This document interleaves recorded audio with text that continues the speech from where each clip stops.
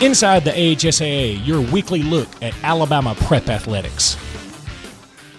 Welcome to the Alabama High School Athletic Association's weekly update, heard exclusively on the Alabama High School Athletic Association radio network. I am Randy Lee, and I bring this week's top stories from the AHSAA. AHSAA area volleyball tournaments concluded Tuesday night with 208 schools advancing to super regional tournaments beginning Thursday at Huntsville's Von Braun Center and Montgomery's Crampton Bowl Multiplex Arena.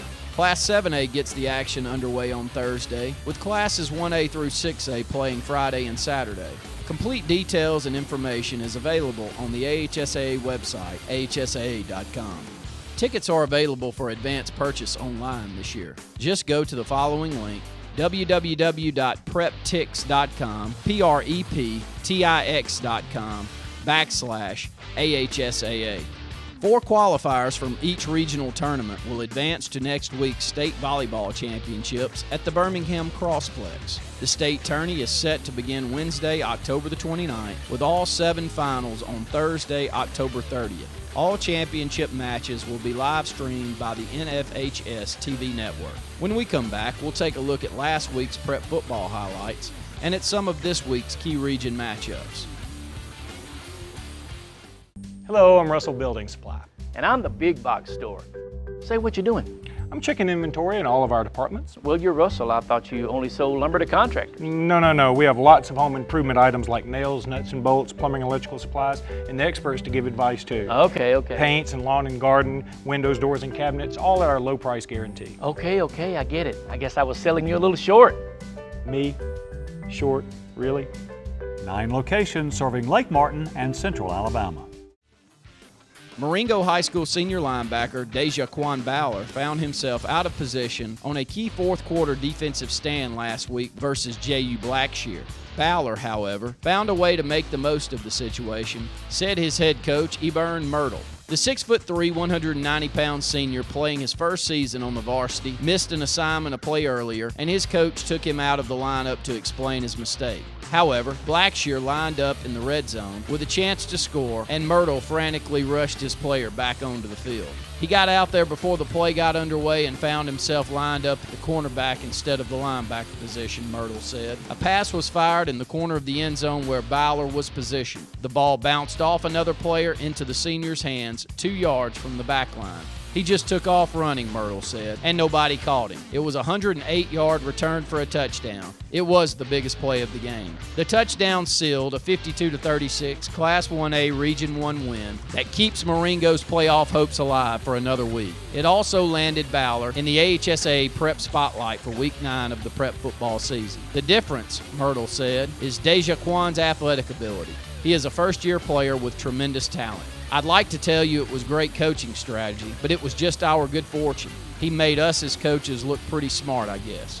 The interception return ties the state record set by Demopolis defensive back Tommy Wilson versus American Christian in 2012 for longest interception return. Damian Archibald of Sipsey Valley and Jack Peavy of Madison County each had 105-yard interception returns in 2013. Opelika's Malcolm Buggs had a 102-yard interception return in the Class 6A state playoffs versus Carver Montgomery in 2013.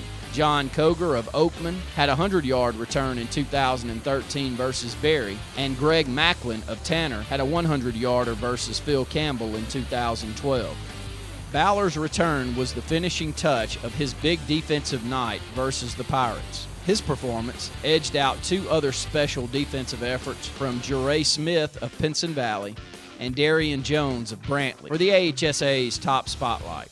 Smith, a senior cornerback who suffered a debilitating knee injury last March, had 3 interceptions with his defensive back position in a 31-0 Pinson win over Centerpoint. He returned one of the picks for a 30-yard touchdown and now has 5 picks on the season. Jones returned a punt 54 yards for a touchdown and also caught 2 touchdown passes covering 74 and 12 yards as Brantley, 8-0, posted a 49-6 win over McKenzie, 7-1, in a key Class 1A Region 2 battle of unbeatens. For Jones, it was his 4th kick return for a touchdown in the last 4 games. For Brantley, the win clinched the Region 2 title for the 4th straight year and for the 12th time in the last 13 seasons. McKenzie snapped the Bulldogs' 62 region game winning streak to win the region title in 2010.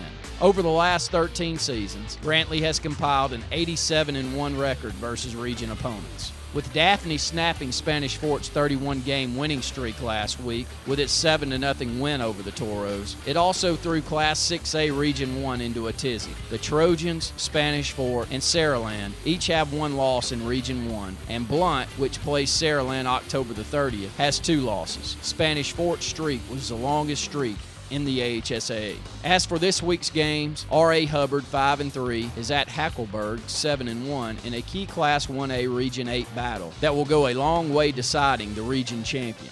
The game Thursday night is the 9th installment of the Raycom AHSAA Thursday Game of the Week. The clash will be televised live over Raycom stations in Alabama and will also be live streamed at those same station websites.